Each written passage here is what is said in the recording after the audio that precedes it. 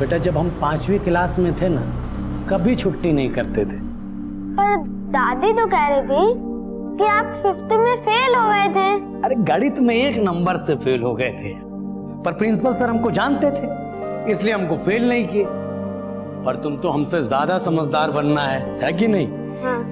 और उसके लिए स्कूल की छुट्टी कभी नहीं करनी। जी साहब।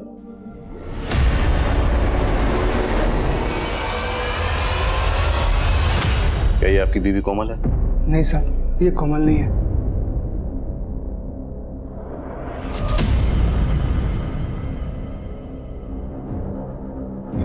क्या ये आपकी बीवी सुमन है? नहीं साहब, ये हमारी सुमन नहीं है। दीपक, हमें इस लाश के ऊपर ये कपड़े और ज्वेलरी मिली है, क्या ये आपकी बीवी के हैं? नहीं साहब, ये सुमन के नहीं है। अरे दीपक, क्या हुआ? कहाँ चले गए थे तुम?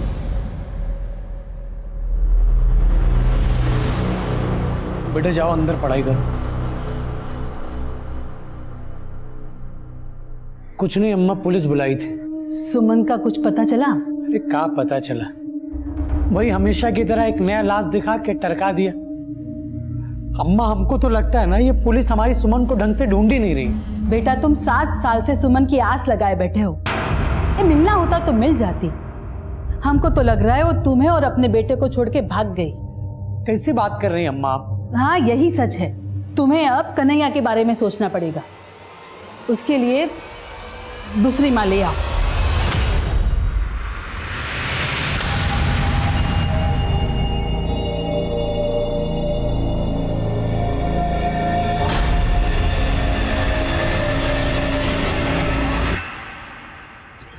अरे छोड़िए, अम्मा आ जाएगी। छोड़िए ना, अम्मा आ जाएगी।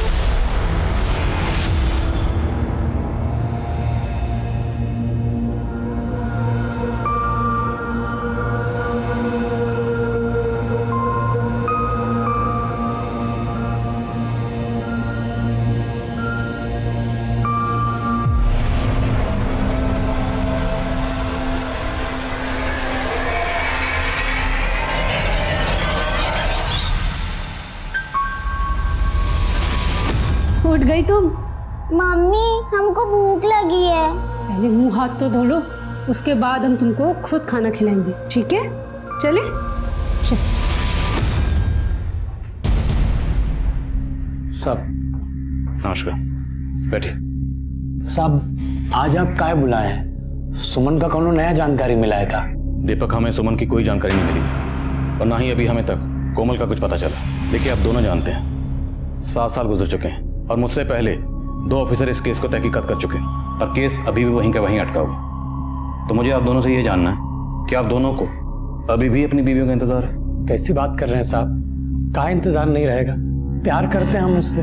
सुनील, तुम्हें? जी सर। तो फिर तुमने दूसरी शादी क्यों कर ली? साहब हम तो ऐसा मानते हैं कि हमारी कोमल आज भी जिंदा है, लेकिन साहब वो हमारी बेटी खुशी, उसकी परवरिश के लिए हमारे माँ बाप ने दूसरी शादी करा दी साहब।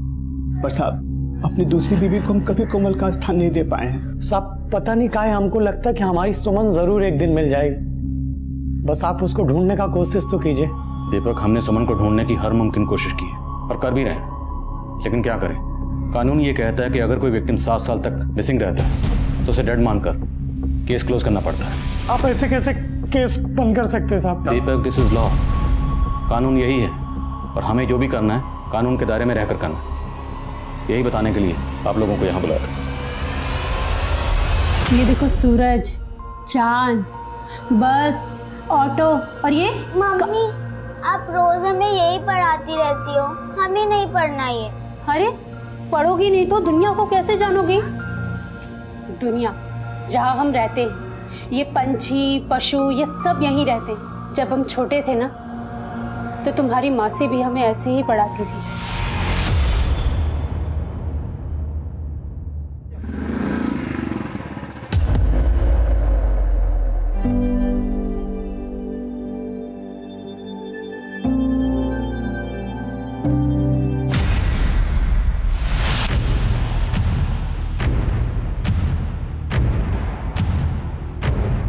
चल अंदर चल। देखो सुमन, हमको ये कपिल बिल्कुल भी पसंद नहीं है। दीदी आप कपिल को गलत समझ रही है, वो बुरा लड़का नहीं है। तुमको अच्छे बुरे की पहचान नहीं है। देखो सुमन, हमने तुम्हारे लिए दीपक जी से रिश्ता पक्का कर दिया। देख, हम जानते हैं कि वो उम्र में तुमसे थोड़े बड़े हैं, लेकिन दीदी हम कपिल से प्यार करते हैं, और वो दीपक हमसे कितना बड़ा है।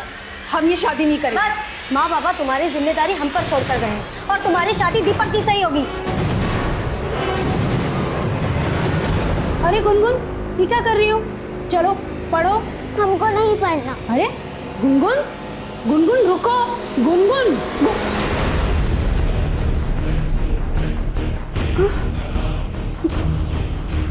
तुम आज फिर उस कोने में चली गई ना, ताकि हम तुम्हें छू ना पाए। क्या हुआ मम्मा? पकड़ लिया। आप हमसे झूठ बोल रही थी ना हमें पकड़ने के लिए। अरे बेटा, हम तो चाहते हैं तुम हमेशा आजाद रहो, इतना दौड़ो कि आसमान छू, लेकिन हम आजाद नहीं।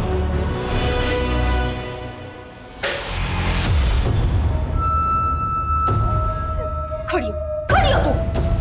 ये क्या नाटक मचा रखा है? अब चोरी करना भी सीख गई? शांति, ये क्या कर रही हो तुम?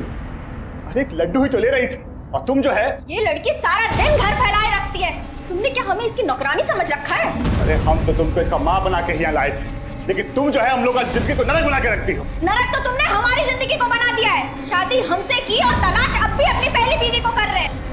भाड़ में जाओ तुम, हमारी जिंदगी नरक बना दी है तुमने।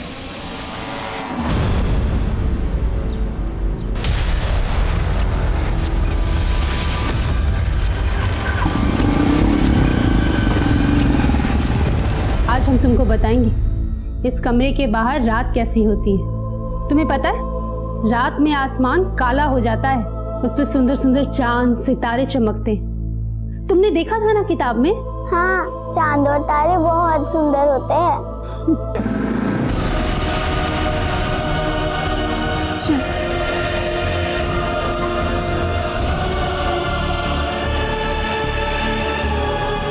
सुन, वो आ गए, बाहर मत आना।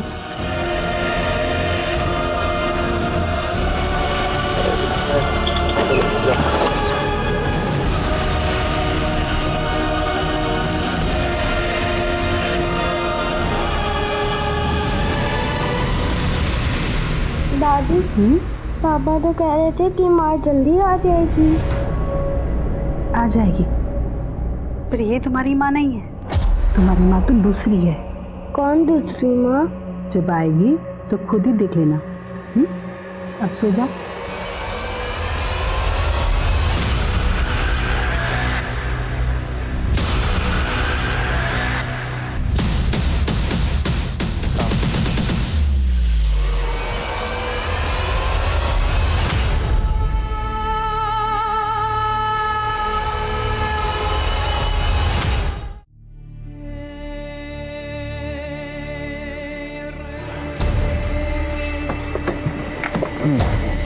ये ठीक है, मैं करता हूँ फोन। नमस्ते साहब। नमस्ते। हाँ दीपक, साहब ये आपके लिए ठीक है। 20,000 रुपया है साहब। बाकी का पैसा हम आपको अपनी जमीन बेचकर और दे देंगे। और आप ये केस मत बंद कीजिए साहब। अगर मुझे तुम्हारी भावनाओं की कदर नहीं होती तो तुम्हें पता है ये रिश्वत देने के जुर्म में मैं तुम्हें अभी अंदर कर सकता था। देखो, तुम्हारी बीवी हो या कोई भी, अगर कोई नागरिक मिसिंग है तो उसे ढूंढना हमारी ड्यूटी है, और हमने अपनी ड्यूटी पूरी ईमानदारी से की। अब अगर हम ये केस क्लोज कर रहे हैं तो कानून की वजह से। इतने ईमानदार हैं तो आप काहे नहीं ढूंढते हमारी सुमन को? सुनील अपनी कोमल को भूल के दूसरी शादी कर सकता है साहब, लेकिन हम अपनी सुमन को नहीं भूल पाएंगे साहब, नहीं भूल पाएंगे। हाथ जोड़ दें आपसे, आप ये केस मत बंद कीजिए साहब। बस हमको नहीं खाना। अरे अभी तुमने आधा रोटी भी नहीं खत्म किया। खाओगी नहीं तो अपनी मौसी की तरह स्ट्रांग कैसे बनोगी? और तुम ही तो हम दोनों को आजाद करोगी यहाँ से। मैं स्ट्रांग बन जाऊंगी और ये जंजीर भी तोड़ दूंगी। हम जानते हैं ये जंजीर तोड़ना तुम्हारे लिए मुश्किल है, लेकिन आपको वो बेड़ियाँ तोड़नी होंगी जिसने हम जैसी औरतों को बांध दिया है। हम जानते हैं ये बातें तुम्हारे लिए बहुत बड़ी हैं, लेकिन हम तुम्हें तुम्हारी मौसी की तरह बनाना चाहते हैं। तुम्हें पता है तुम्हारी मौसी 24 साल की उम्र में गांव की सरपंच थी। बहुत रुबाब था उनका। चल कभी नहीं इधर खड़ी। छोड़ इसको। खबरदार जो औरत पे ये मर्दानगी दिखाई तो। अरे पंचायत नहीं बैठा तुम्हारा यहाँ पे, घर है हमारा ये, और हमारे होते हुए किसी और मर्द के साथ तुम चूड़ियां नहीं पहनी हमने तुम्हारे मर्द की तरह। हाँ, और औरत पे हाथ उठा के तुम बहुत बड़ा मर्द बन रहे हो। अरे हमको मत सिखाओ, तुम बीवी है हमारा, हम चाहे कूटे चाहे मारे। इधर आओ। अगर अब इसको कोई भी तकलीफ दी तो हम तुमको गांव से बाहर निकलवा देंगे।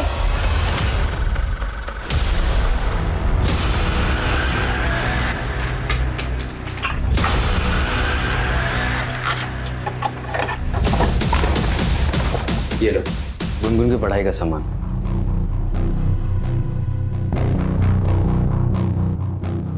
गुनगुन बेटा इधर आओ। आओ, ये लो।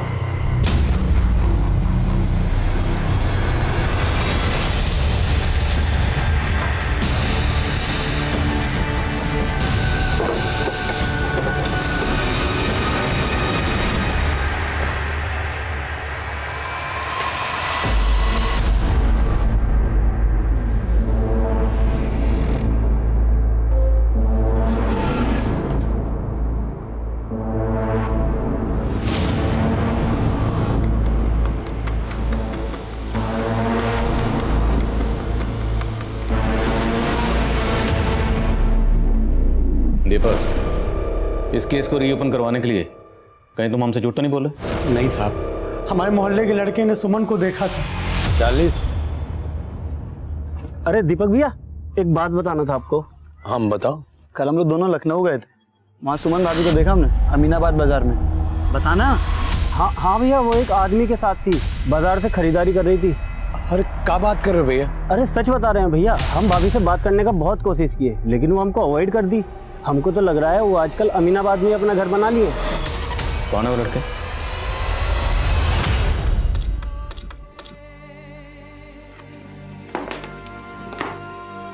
ये छेद इतना बड़ा हो जाएगा कि तुम यहाँ से बाहर निकल जाओगी। तुम जाओगी ना बाहर? पर मम्मी, हम बाहर चले गए तो आप यहाँ अकेली रह जाएंगी। तुम बाहर जाओगी तभी तो हमें बाहर निकालोगी। तुम डरना नहीं, यहाँ से तुम सीधा हमारे पति के पास जाना, वहाँ तुम्हारा भैया होगा। कन्हैया भैया ना? हाँ।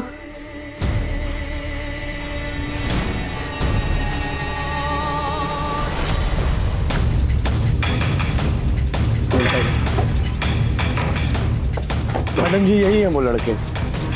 पकड़ पकड़ उसको, पकड़। मैम गलती हो गया हमसे, हम दीपक भैया से मजाक में बोल रहे थे कि सुमन भाभी को हमने देखा है, तो हवा में खाली बात किए थे उनसे। हवा लाती, हवा खिलाती हूँ। चल।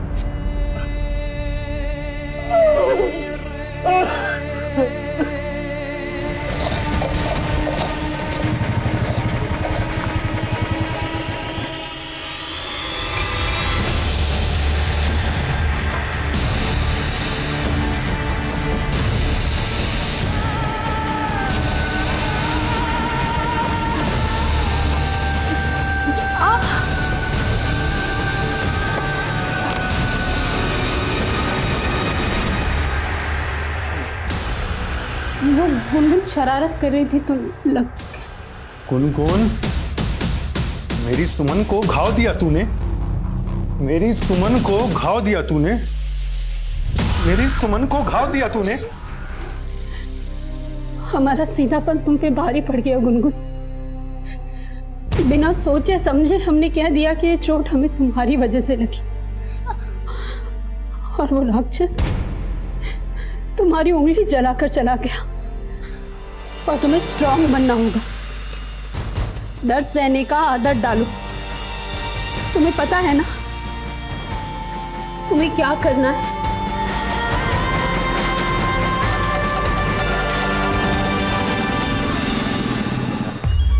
प्रणाम सुनील भैया।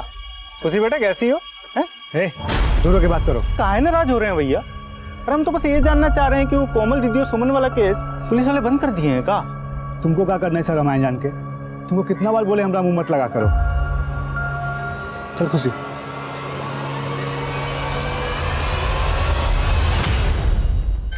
रिश्ते में उम्र गुम्र कोई मायने नहीं रखती सुमन।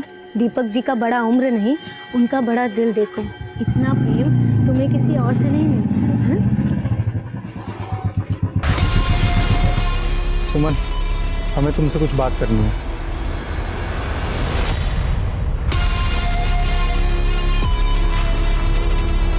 हम सुने हैं तुम दीपक को ये बोले थे कि कोमल की बहन सुमन को तुमने लखनऊ में देखा था। वो सरपंच जी, हम तो पुलिस से बच गए हो, हमसे ना बचोगे। बोलो, लखनऊ में किसके साथ देखा था सुमन को?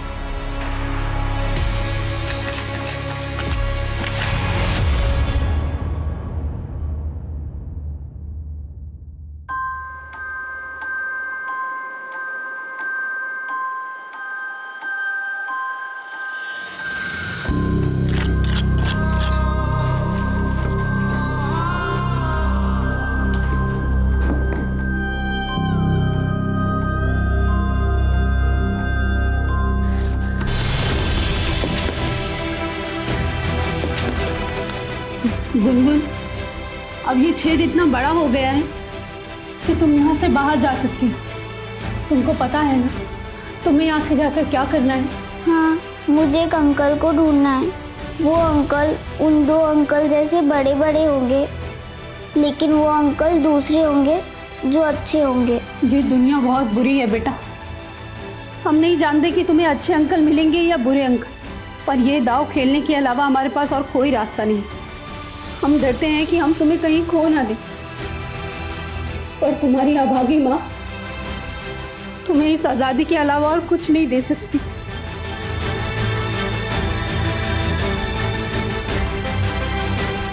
तुम्हें अच्छे अंकल मिलेंगे ना, तो तुम उनको ये दे देना, इससे वो हमें ढूंढ लेंगे और हमें यहाँ से आज़ाद कर देंगे। हम आज़ाद हो जाएंगे गुनगुन। चलो।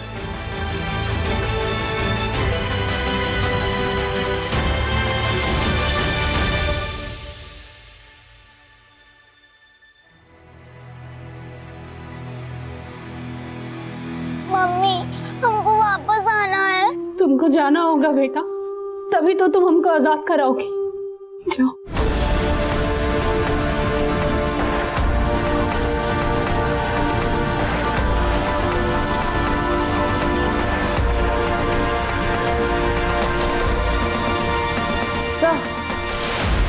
उन्नाव के श्यामपुर थाने वालों ने हमारे थाने में कांटेक्ट किया है। कुछ दिनों पहले उनके एरिया में उन्हें एक नरकंकाल मिला। फॉरेंसिक करवाने के बाद उन लोगों को पता चला कि वो नरकंकाल 20 से 30 साल के बीच किसी लड़की का है। रिपोर्ट्स के मुताबिक उसके स्कल पर कई बार वार किए गए थे। अंदाजा लगाया जा रहा है कि उसका मर्डर लगभग 7 साल पहले हुआ होगा। तो श्यामपुर पुलिस ने हमसे इसलिए कांटेक्ट किया होगा क्योंकि 7 साल पहले हमारे यहाँ पर कोमल और सुमन की मिसिंग केसेस फाइल हुए थे। जी सर, मैंने उन्हें बताया कि हमने वो केस बंद कर दिया है, लेकिन फिर भी वो एक चांस लेकर देखना चाहते थे कि कहीं वो नरकंकाल कोमल या सुमन में से किसी का तो नहीं है। सुमन और कोमल मिसिंग केस की पहली इन्वेस्टिगेटिव टीम को एक लाश मिली थी। उस वक्त सुमन के बेटे और कोमल की बेटी का डीएनए सैंपल लिया गया था। वो डीएनए सैंपल श्यामपुर पुलिस से शेयर कर। सर, गुनगुन कहाँ है? वो अंदर सो रही। अंदर सो रही है? कहाँ?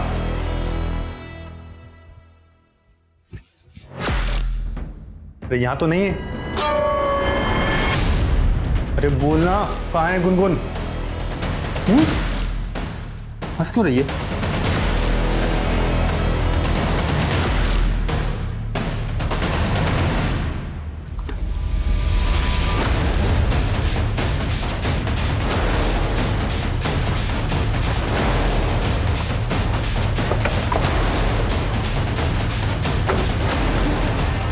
बेटा, तुम्हारे पापा कहाँ हैं?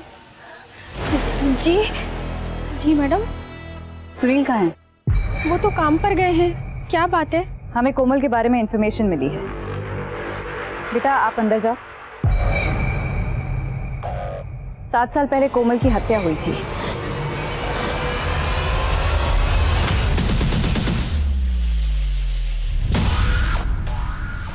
आपका केस बंद कर देने के बाद भी हमारे मन में ख्याल आता था कि हमको कोमल सही सलामत मिल जाएगी, लेकिन अब तो हमारा आज से खत्म हो गया साहब, तो कहा हमारी सुमन भी? आप उसके बारे में काहे कुछ नहीं बोल रहे हैं? दीपक, अभी हम पुख्ता तौर पर कुछ नहीं कह सकते। हम खुद ये सोच रहे हैं कि अगर कोमल का कत्ल हुआ तो फिर 7 साल से सुमन कहाँ गायब है? मुमकिन है कि सुमन ने कोमल का कत्ल होते हुए देख लिया हो, इसलिए शायद सुमन को भी गायब कर दिया गया था। पर दीपक, तुम बेफिक्र रहो। अब हमने केस रीओपन कर दिया, हम सुमन का पता लगा के रहेंगे।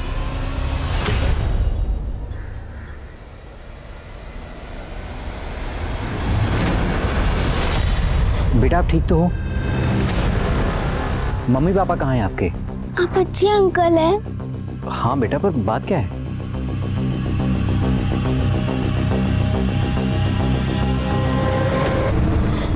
ये दीपक कुमार जी यहीं रहते हैं? जी बताइए। हाँ मैं। आप इस बच्ची को जानते हैं? नहीं। काहे? नहीं, वो दरअसल ये बच्ची मुझे रास्ते में मिली थी और इसके गले पर ये चिट लटका हुआ था। इस चिट के ऊपर आपका नाम और एड्रेस था। इस बच्ची ने कहा कि आपके पास जाना है तो मैं इसे आपके पास लेकर आ गया। कौन हो बेटा तुम? बोलो, डरो नहीं। आई पर्ची तुमको कौन दिया?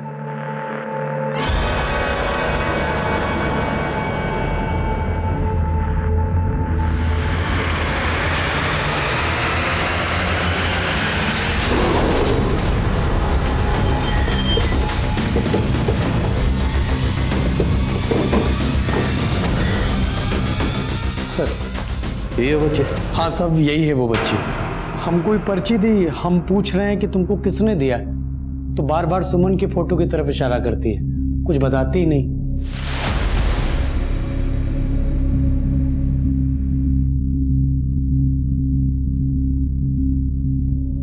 डरो मत। क्या नाम आपका? अच्छा ये बताओ, ये चिट आपको किसने दी? पक्का ये चिट आपको उन्होंने दी? सर ये लड़की हमें बाराबंकी में मिली। हर तरह से बहुत अजीब थी। क्या अजीब था? चिट देने से पहले उसने मुझसे पूछा कि आप अच्छे अंकल हैं? मैंने कहा हाँ। तब उसने एकदम से चिट निकालकर मुझे दे दी।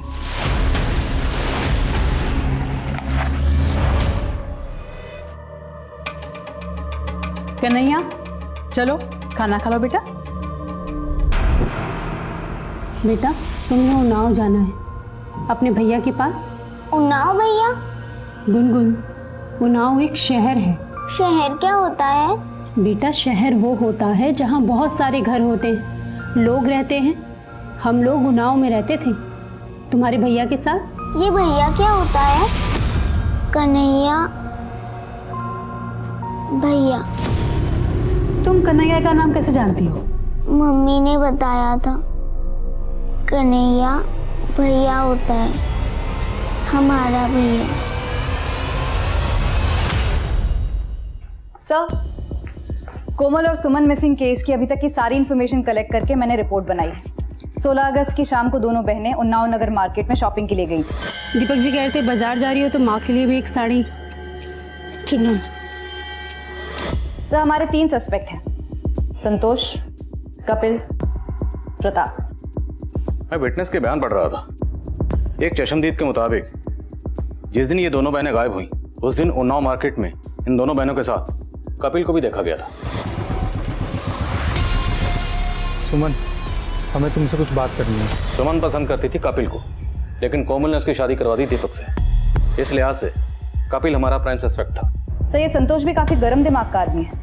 कोमल जब सरपंच बनी तो उसकी कई बार इसके साथ गर्मा गर्मी हुई। छोड़ इसको, खबरदार जो औरत पे हाथ उठाया। कोमल जब सरपंची का इलेक्शन लड़ रही थी तो उसका ऑपोजिट कैंडिडेट था ये प्रताप, और ये इलेक्शन हार गया था। Right sir. कोमल के ना रहने से सबसे ज्यादा फायदा प्रताप को हुआ। पिछले 7 सालों से वो इस कस्बे का सरपंच है। सर इन 7 सालों में इन तीनों के खिलाफ एक भी सबूत नहीं मिला और कोई चौथा सस्पेक्ट भी सामने नहीं आया। और अब ये बच्ची सामने आई है जो ये कह रही है कि उसे सुमन ने भेजा। क्योंकि सवाल ये है कि सुमन ने इस बच्ची को क्यों भेजा, वो खुद क्यों नहीं आई? अब या तो सुमन मजबूर है या फिर उस बच्ची को सुमन ने नहीं भेजा, बल्कि कोई सुमन का नाम इस्तेमाल करके हमें भटका रहा है। सर 2 दिन पहले मैं बाराबंकी गई थी। मैम बस यही मिली थी वो बच्ची मुझे, इस तरफ से आ रही थी। 2 दिन पूछताछ करने के बावजूद वहाँ कोई लीड नहीं मिली। लीड तो ढूंढनी पड़ेगी संगीता। जितने भी सस्पेक्ट हैं सबको एक बार फिर से खंगालो और पता लगाओ कि इनमें से किसका कनेक्शन बाराबंकी से है। बाराबंकी जहाँ से बच्ची आई थी। सर पता नहीं किस आसमान से आके टपक गई और बोल रही है कि कन्हैया तुम्हारा भैया है। ये लड़की, सुमन भले ही तुम्हारी माँ हो पर दीपक तुम्हारा बाप नहीं है, समझी? कैसी बात कर रही हैं अम्मा आप? एक तो ये बच्ची पहले से इतना डरी हुई है, आप इसको और डरा रही। पुलिस को बोलो यहाँ से ले जाए, हमको इसका कहानी सुनने में कोई रुचि नहीं है। पर हमको है। अगर हमारी सुमन ने हम पे भरोसा करके इसको यहाँ भेजा है ना, तो हम इसको कहीं नहीं भेजेंगे। अम्मा हमको तो डर लग रहा है कि हमारी सुमन किसी बड़ी मुसीबत में ना हो। गड़े मुर्दे फिर से उखड़ रहे हैं वकील साहब। ये पुलिस फिर से हमें परेशान करने वाली है। अगर गिरफ्तार करके ले गए तो हमारी जमानत तैयार रहनी चाहिए। अरे 7 साल पुराना फिर शुरू हो गए। अगर हम विरोधी थे तो क्या कातिल हो गए? तब वो सरपंच थी, आज हम पावर में। पावर का नशा क्या होता है ये आप हमसे बेहतर जानते हैं। पावर के लिए खून और पैसा दोनों पानी की तरह बहाए जाते हैं। देखिए, हमने किसी का खून नहीं बहाया और बेकार में हमारा समय बर्बाद मत कीजिए। अगर कोई सबूत है आपके पास तो दिखाइए। मैडम जी, हम कोमल का थप्पड़ भी खाए हैं और 7 साल में 4-4 बार आप लोगों का डंडा भी खाए हैं। अब आप फिर से हमारे पीछे। हाँ, फिर से। और इस बार सच उगलवाने के लिए हम कोई कसर नहीं छोड़ेंगे। ले चलिए हमको, और जितना चाहे उतना कूट लीजिए, लेकिन हमारा बयान वही का वही रहेगा। हम ना तो कोमल के साथ कोई नफरत निकाले और ना ही सुमन के साथ। और हमारी बीवी की वजह से ही कोमल हमको थप्पड़ लगाई थी ना, पूछ लीजिए अगर कुछ भी किए हो उसके साथ तो। सर 7 साल पहले हम सिर्फ 20 के थे सर। इन्फेक्चुएशन को हम प्यार समझ लिए थे। तो सर सच बोल रहे हैं, जब सुमन की शादी हुई थी ना सर, तो बहुत रोए थे हम, बहुत दारू पी थी। लेकिन उसको उनसे दुश्मनी निकालने के लिए हमने कुछ किया नहीं, ना ही सुमन से, ना ही कोमल दीदी से। और यही बात हम पिछले 7 साल से बता रहे हैं सर। 7 साल पहले जिस वक्त जिस जगह से कोमल और सुमन गायब हुए, उस वक्त उनके साथ तुम्हें देखा गया था। हम बताए तो सही, हम तब आखिरी बार मिलने गए थे सुमन से। हमने तुमको मना किया था ना इससे बात करने को। दीदी आप जैसा समझ रही है ना वैसा नहीं है। हम दिल्ली जा रहे हैं नौकरी के लिए। एक आखिरी बार सुमन से मिलने आए थे। सुमन देखो, अगर हमसे कुछ भी गलती हुई हो ना तो हमको माफ़ कर देना, बस यही बात कहने आए थे। तुम जितने सीधे और भोले दिख रहे हो उतने सीधे और भोले हो नहीं।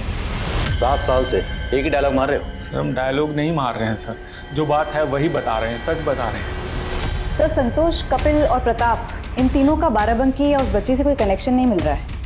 लेकिन इसका ये मतलब कतई नहीं कि इन तीनों का कोमल और सुमन का गायब होने या उनके कत्ल से भी कोई कनेक्शन नहीं है। कपिल के बयान के मुताबिक उसने कोमल और सुमन को आखिरी बार उन्नाव नगर मार्केट में मेन रोड की तरफ जाते हुए देखा था। उसके बाद से इन दोनों को किसी ने नहीं देखा। लेकिन कोमल की लाश मिली यहाँ से 25 किलोमीटर दूर श्यामपुर रोड पर। तो मतलब 7 साल पहले क्राइम सीन इसी एरिया के आसपास कहीं है। और बाराबंकी का जो कनेक्शन हम प्रेजेंट सिनेरियो में ढूंढ रहे हैं, हो सकता है वो कनेक्शन आज का नहीं बल्कि 7 साल पुराना हो। क्या करें, श्यामपुर और यहाँ का डम डाटा निकलो। सर, आप 7 साल पुराना डम डेटा निकालने की बात कर रहे हैं? हमारे पास और कोई चारा भी नहीं। Let's do it. और मैं उस बच्ची से एक बार फिर से मिलता हूँ, शायद इस बार कोई लीड मिले। सर, इस केस की नियति इसी जज्बे पर टिकी थी कि कुछ ऐसा किया जाए जो नामुमकिन को मुमकिन कर सके। और सुमन ने जिस तरह से गुनगुन को आज़ाद किया था, वो भी एक नामुमकिन काम को मुमकिन करने जैसा जज्बा था। लेकिन सवाल ये था कि क्या सुमन का ये जज्बा पुलिस के लिए कोई राह खोज पाएगा? अच्छा बच्चा, आपने उन वाले अंकल से क्या पूछा था कि अंकल आप अच्छे अंकल हो ना? उसके बाद आपने उनको वो चिट दी थी, है ना? तो आप मुझे भी अच्छे अंकल समझ लो। आप मुझ पे भरोसा करोगे? अगर आप अच्छे अंकल हैं तो आपने मुझे चॉकलेट क्यों दी थी? तो क्या कोई बुरे अंकल भी हैं जिन्होंने आपको चॉकलेट दी थी? ये लो।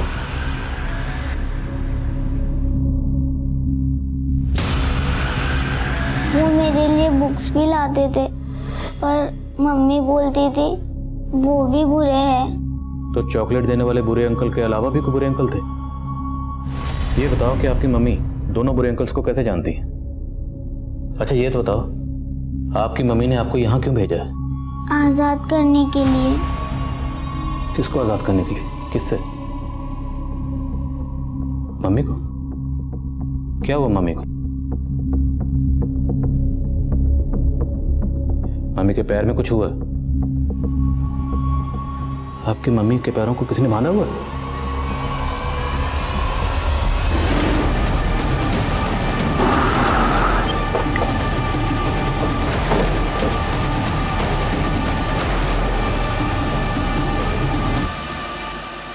बच्चा, ये वही जगह है जहाँ पे आपको वो अच्छे वाले अंकल मिले थे।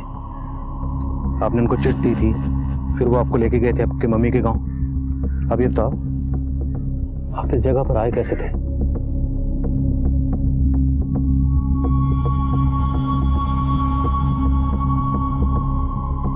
इधर से?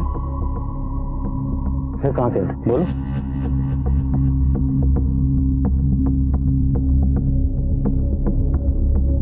अच्छा, एक काम करते हैं, हम इस रास्ते पे चलते हैं। अगर आपको कुछ भी याद आए या कोई ऐसी जगह लगे जहाँ पे आपकी मम्मी हो सकती हैं, तो आप हमें बताओगे।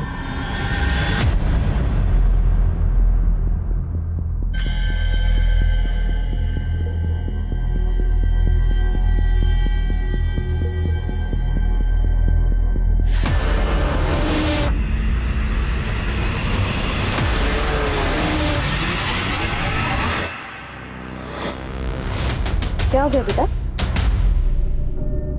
सर ये डर रही है। डरो मत, बोलो वो जगह कहाँ है? कुछ याद आ रहा आपको?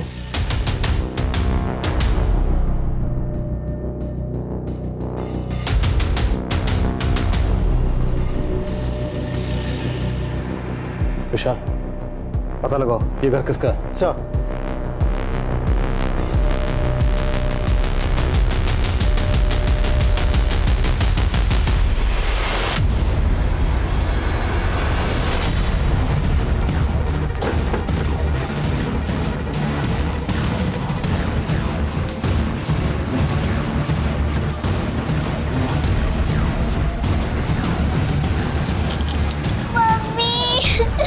पक्का सामान को यहीं रखा गया था, अब कहीं शिफ्ट किया गया। सर आसपास के लोगों ने बताया कि ये घर हमेशा बंद रहता है। इसका मालिक कौन है, यहाँ पे कौन रहता है, किसी को कुछ नहीं पता।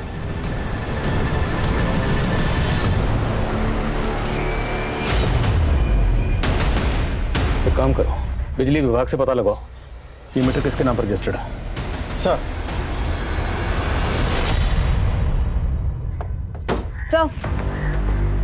सर डंप डेटा से उन्नाव के 8 नंबर्स आइडेंटिफाई किए हैं। इनको यूज करने वालों में से 8 लोगों का बाराबंकी से सीधा कनेक्शन है। इन्वेस्टिगेट किया तो पता चला इनमें से एक ऐसा है जो 7 साल से रेगुलरली 3 दिन में एक बार बाराबंकी जाता है, लेकिन पिछले 14 दिनों में वो सिर्फ 2 बार बाराबंकी गया है। और 14 दिन पहले ही गुनगुन दीपक के घर आई थी। है कौन है? मोहन सिंह, यहीं उन्नाव में रहता है। सर घर जाएं इसके? अगर डायरेक्टली उसके घर गए तो अलर्ट हो जाएगा, उसका फोन सर्विलेंस पे डालो। सर वो घर भरत सिंह के नाम रजिस्टर्ड है। बिजली विभाग से उसका नंबर मिला है। भरत का फोन अब भी बाराबंकी में एक्टिव है। तुरंत उसके फोन की लोकेशन ट्रैक करो। सर इसका सरनेम भी सिंह है, कहीं ये भरत सिंह और मोहन सिंह रिलेटिव तो नहीं है?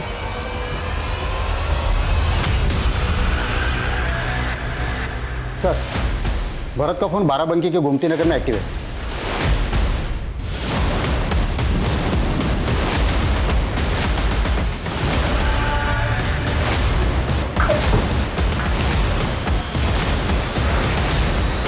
जल्दी हॉस्पिटल लेके जाओ। छोटी बहन को कैद करके इसके साथ जानवरों से भी बदतर बर्ताव कर रहे थे।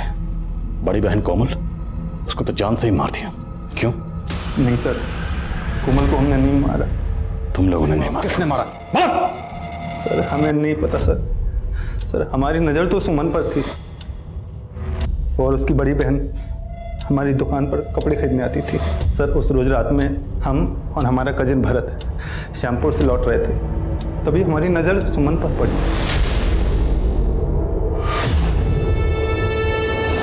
हमारा दीदी का जान खतरे में, वो हमें भी मार देगा। कौन मार देगा? हमारी मदद करिए। आइए हमारी बहन गाड़ी से चलते हैं ना। आइए आप आइए।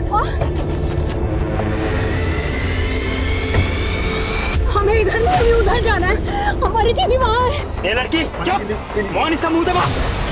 बाराबंकी में मोहन का पुराना घर है, हम सुमन को वहीं लेकर गए। सुमन हमको इतनी पसंद थी कि हम हमेशा उसको अपने पास ही रखना चाहते थे। इसलिए सर हमने कमरे में उसको जंजीर से बांध के रख दिया था और सर कपड़े खाने पीने का इंतजाम भी वहीं कर दिया था। फिर सर जब हमारा मन होता हम उसके पास चले जाते थे।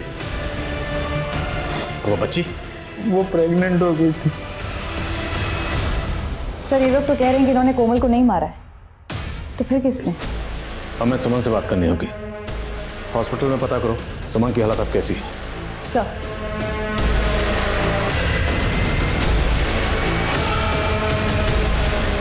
सुमन, क्या हुआ था उस दिन? हम और कोमल दीदी दोनों बाजार से वापस आ रहे थे। अच्छी शॉपिंग होगी ना आज? हाँ दीदी, पर रात कितना हो गया है अब पता नहीं ऑटो मिलेगा कि नहीं। अरे मिल जाएगा, आगे चलकर ना यहीं पर ही कहीं होगा।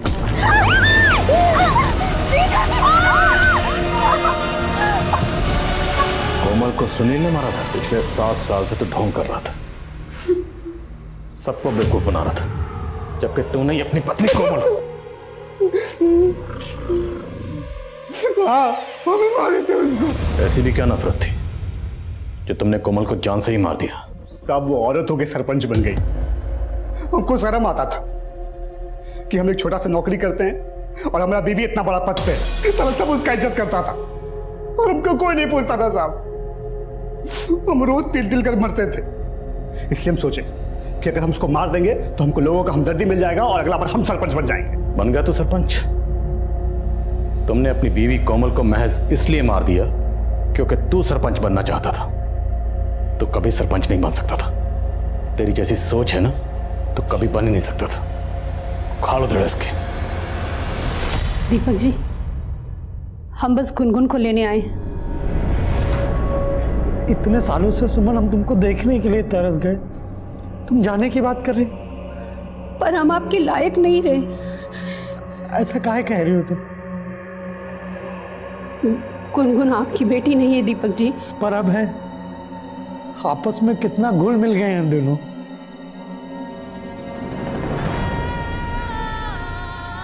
अरे देख कर रहे, मम्मी है तुम्हारी।